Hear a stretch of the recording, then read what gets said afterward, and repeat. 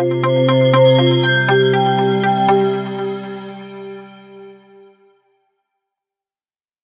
selanjutnya saya akan memberikan contoh mengenai grafik dari fungsi.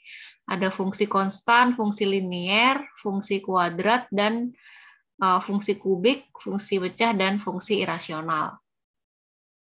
Jadi masing-masing fungsi itu bisa kita gambarkan grafiknya. Nah, yang pertama fungsi konstan dinotasikan sebagai fx sama dengan c.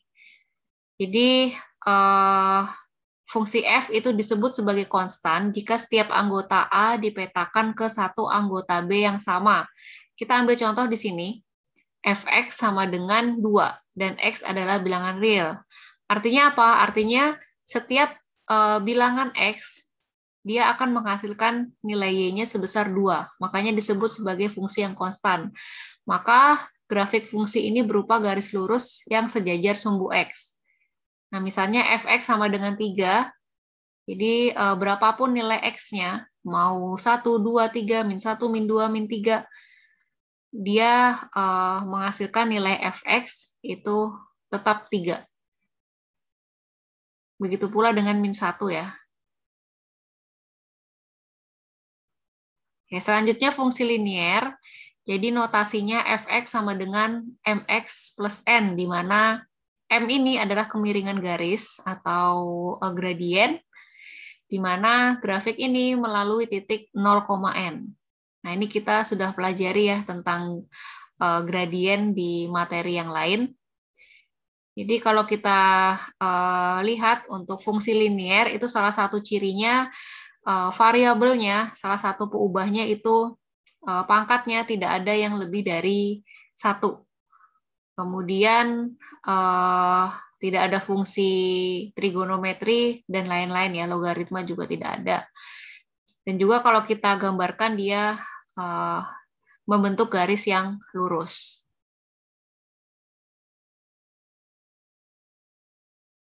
Oke, ini contoh yang lain lagi fungsi linier, misalnya fx sama dengan x plus 1. Jadi kita coba masukkan domain atau daerah asalnya, misalnya x-nya 1, 2, dan 3. Kemudian kita masukkan ke sini, mendapatkan hasil y-nya, kalau 1 itu y-nya 2, kalau 2 y-nya 3, dan kalau 3 y-nya 4. Jadi pasangan berurutannya untuk koordinatnya, kita gambar di sini 1,2, 2,3, dan 3,4. Jadi daerah asalnya itu X, daerah hasilnya atau kodomennya itu Y-nya.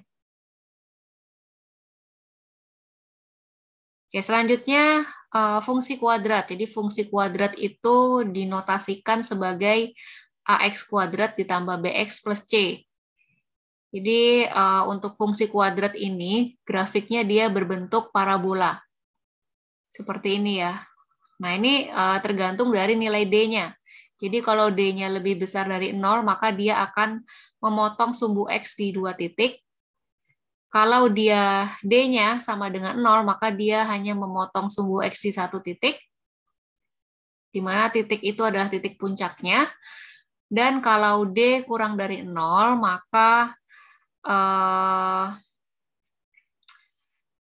grafiknya ini tidak memotong sumbu X sama sekali. Kemudian untuk mencari D, itu rumusnya B kuadrat min 4AC. Lalu kita bisa lihat dari nilai A-nya juga. Nilai A-nya, kalau A-nya lebih besar dari 0, maka dia membuka ke atas. Dan kalau A-nya kurang dari 0, itu akan menutup ke bawah, atau disebut sebagai definite negatif. Untuk cara penggambarannya, ada di materi saya yang lain, bisa diakses ya. Nah, ini salah satu contohnya. Misal diketahui fx sama dengan 2x kuadrat. Nah, ini dikatakan fungsi kuadrat karena variabel x-nya pangkatnya 2. Maka untuk menentukan domain dan kodomainnya, kita masukkan titik-titiknya, misalnya min 2, min 1, 0, 1, dan 2 ke dalam persamaan ini. Dihasilkan 8, 2, 0, 2, dan 8. Lalu kita petakan saja di diagram Cartesius ini. Min 2,8, min 1,2, ini min 1,2, lalu 0,0, 1,2, 2,8. Sehingga membentuk parabola. Oke, selanjutnya fungsi kubik. Nah, fungsi kubik ini X-nya itu pangkat 3. Ya, jadi A3 X pangkat 3 ditambah A2 X pangkat 2 dan seterusnya. Ini fungsi kubik di mana A3 itu tidak boleh sama dengan 0. Kalau dia sama dengan 0 menjadi fungsi kuadrat karena X pangkat 3-nya hilang. Kalau kita gambarkan grafiknya seperti ini.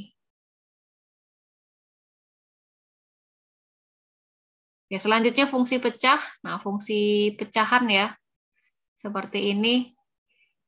Jadi dia grafiknya terpecah. Tergantung dari nilai X-nya. Yang merah ini Y sama dengan X per X min 1.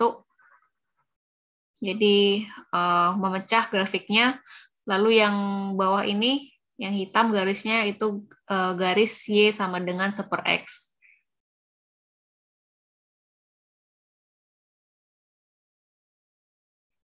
Oke, terakhir fungsi irasional, fungsi akar ya. Jadi seperti ini, misalnya Y akar X, maka menghasilkan grafik yang melengkung seperti ini.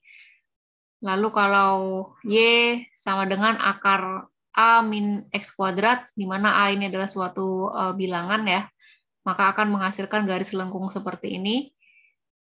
Sedangkan kalau Y sama dengan min akar A min X kuadrat, garis lengkungnya di bawah seperti ini.